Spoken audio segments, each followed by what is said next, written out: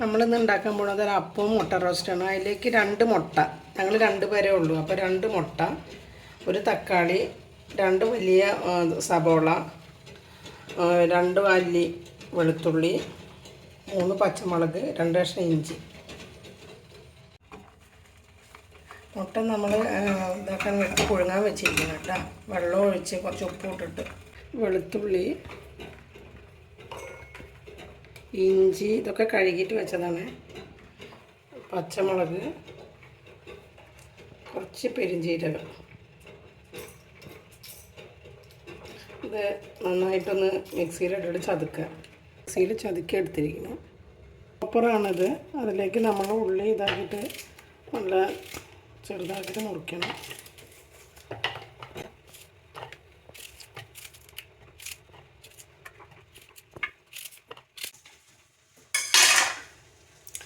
നമ്മൾ ചോപ്പർ അടയ്ക്കുക. എന്നിട്ട്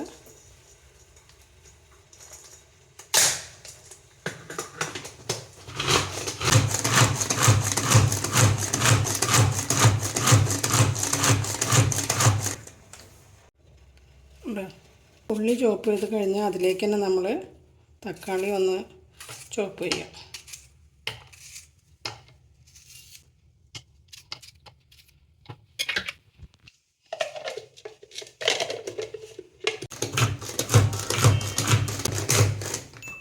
തക്കാളി മിക്സിയിൽ അടിക്കുന്നതിനെക്കാട്ടി നല്ലത് ഇങ്ങനെ ചോപ്പ് ചെയ്തെടുക്കണം കേട്ടോ. ചട്ടി ചൂടായി വരുമ്പോൾ നമ്മൾ സൺഫ്ലവർ ഓയിൽ ഒഴിച്ചു കൊടുക്കുക. ഇതാ സബോള ചെറുതായിട്ട് അരിഞ്ഞത്,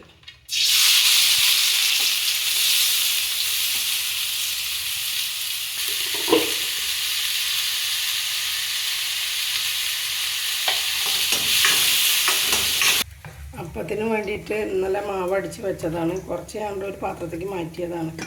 അതിലേക്ക് നമ്മൾ 2 ഗ്ലാസ് പച്ചരി, പിന്നെ ഈസ്റ്റിന് പകരം നമ്മൾ കുറച്ച് ഉഴുന്നാണ് ഇടുക. പിന്നെ ഉഴുന്നും തേങ്ങ ചിരകിയതും ചോറും കൂടിയിട്ട് അടിച്ചത്, പഞ്ചസാരയും കൂടി കൂട്ടി അടിച്ച് തലേദിവസം അടിച്ച് വെക്കുക. നന്നായി പൊന്തും. ഇത് ചട്ടി ചൂടായിരിക്കുന്ന അതിലേക്ക് നമ്മൾ അപ്പത്തിൻ്റെ മാവ് വെച്ച് കൊടുക്കും.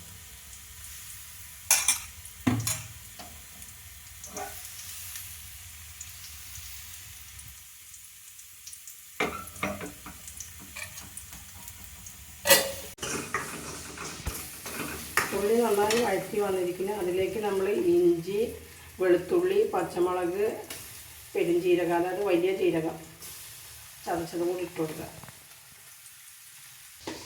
ഇഞ്ചിയും വെളുത്തുള്ളിയൊക്കെ നന്നായി വഴറ്റി വന്നിരിക്കുന്നത്.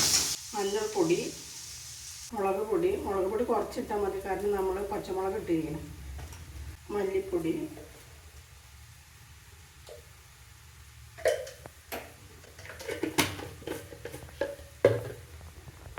കാശ്മീരി ചില്ലി പൗഡർ, ഗരം മസാല പൊടി. നന്നായിട്ടൊന്ന് പച്ച മണം പോകണം. നന്നായിട്ട് വഴറ്റുക. നമ്മുടെ അപ്പം റെഡി ആയിരിക്കുന്നു.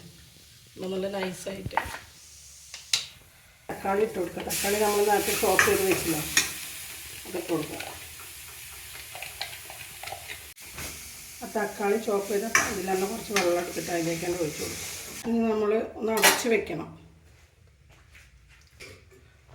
മുട്ട തൊലി കളയാൻ പോകണം.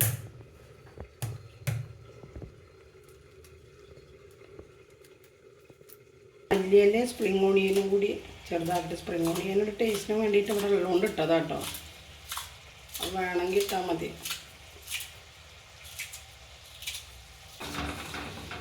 മുട്ട ഇട്ട് കൊടുക്കാം. മുട്ട റോസ്റ്റ് റെഡി ആയിരിക്കണം. ഒരു 5 മിനിറ്റ് നമ്മൾ അടച്ച് വെക്കണം കേട്ടോ.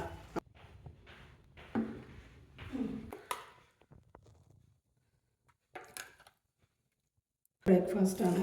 അപ്പോൾ മുട്ട റോസ്റ്റും ചായ.